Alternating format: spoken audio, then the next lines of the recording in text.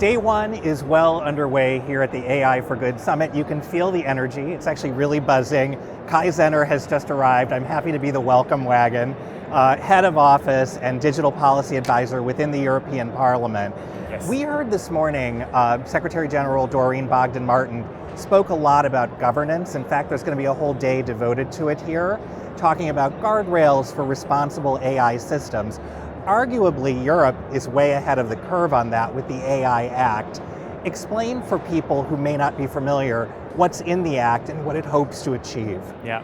So the AI Act is our horizontal attempt to really create horizontal rules for all AI systems in every sector, every use case, and so on, based actually on OECD principles. Those principles also G20 countries agreed on, focusing on transparency, human oversight, and so on.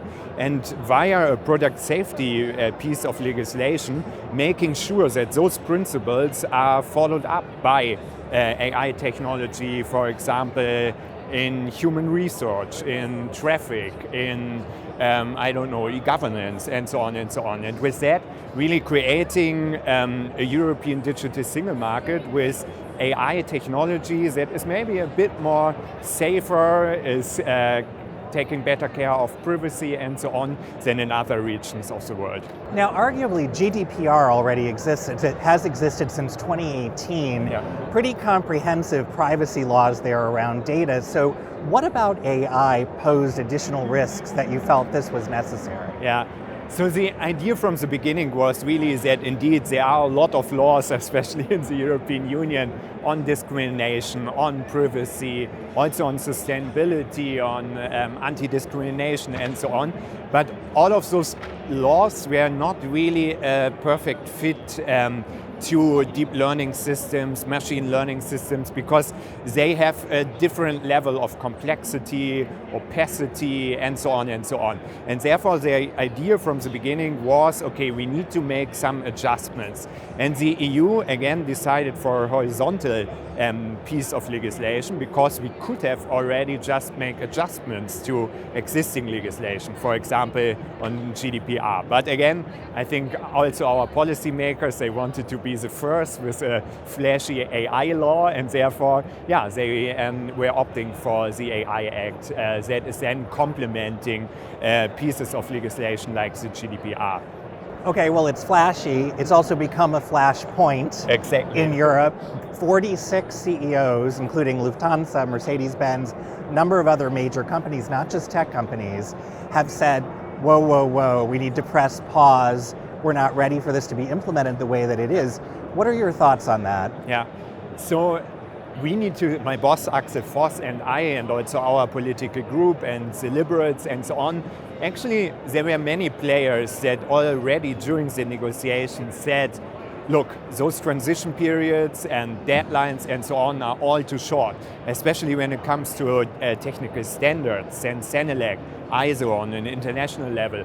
Those organizations need sometimes years, many years, to figure out a common approach, how to standardize something so broad like AI, something so dynamic.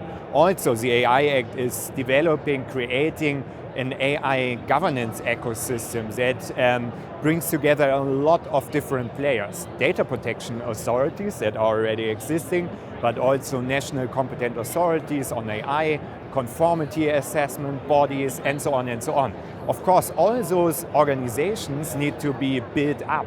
They also need to create further secondary legislation, like delegated acts, implementing acts, guidelines, code of practices to complement the AI Act. And all of that takes, again, as I said, time. We want that it will not be ready after 2 years, and now I think more and more people are realizing that what we said 2 years ago is true, and therefore I would say it's a point that is very valid, and probably at least 1 more year will be needed to, again, build up the governance structure, build up complementary guidelines and so on, and also give companies a bit more time to do all the adjustments to their production cycles. Yeah, I understand that, but I guess the argument on the other side would be the longer you wait, the faster the technology is evolving, and it's going to eventually be, whatever bill is on the table becomes obsolete, right? True. Even though here, the AI Act, I like to criticize the AI Act, even though I worked a lot on it, but I would say in this area we really tried a lot to finally create a digital law that is more future-proof, because there are a lot of tools via delegated acts, via guidelines, via standards that allow basically that the law is constantly being updated. You are right, in 1 year we need to update other parts that are already outdated, but this should be really happening in this process that we were already talking about. For example, guidelines on what are high-risk AI systems. They are created now, but of course if there is a necessary update, this update could be included immediately. I was more talking about giving especially public authorities a little bit more time to build up those governance structures, but also companies to build up internal procedures. Updates on the content need to be happening in parallel, and this will happen basically over the next 10 years, 15 years, until the AI Act is maybe majorly updated or withdrawn in the future if we don't need it anymore. But as I said, it will be a constant update process. Something not specifically addressed in the Act, but is being talked about here and certainly on the global stage, jobs and the future workforce. At what point does AI's impact in corporations and across the workforce become a policy issue? Yeah, I would say it's already, because indeed, as you said, there are a lot of fears being announced by citizens that are coming to Brussels, but also by NGOs, by other organizations that we see already now job losses, for example, when it comes to translation services, when it comes to editing, when it comes to graphic designers and so on.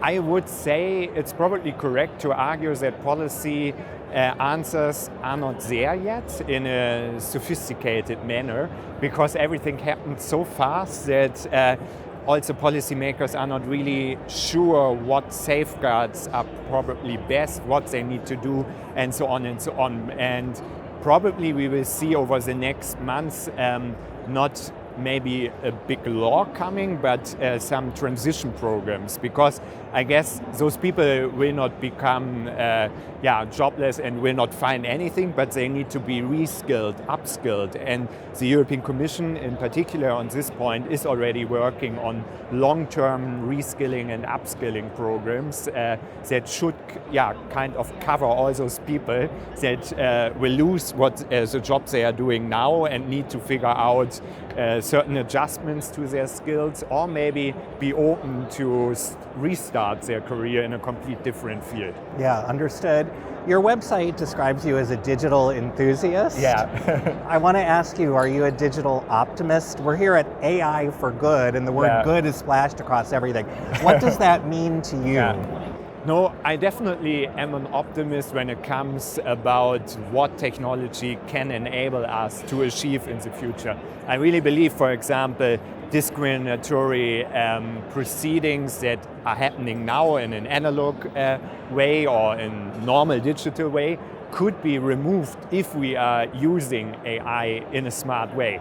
But it's like always the same. If we are misusing or abusing AI, discrimination could also skyrocket. So therefore, I think even though it's a buzzword, all the work on ethical AI is really meaningful, because it's a very powerful group of technologies, again, that if we are using it well, we can really tackle global challenges from climate change, from, discrimination, job losses, energy consumption, and so on and so on. But we really need to figure out safe and fair ways to use those. Kai Zenner, thanks for dropping by. Enjoy the summit. Thank you very much.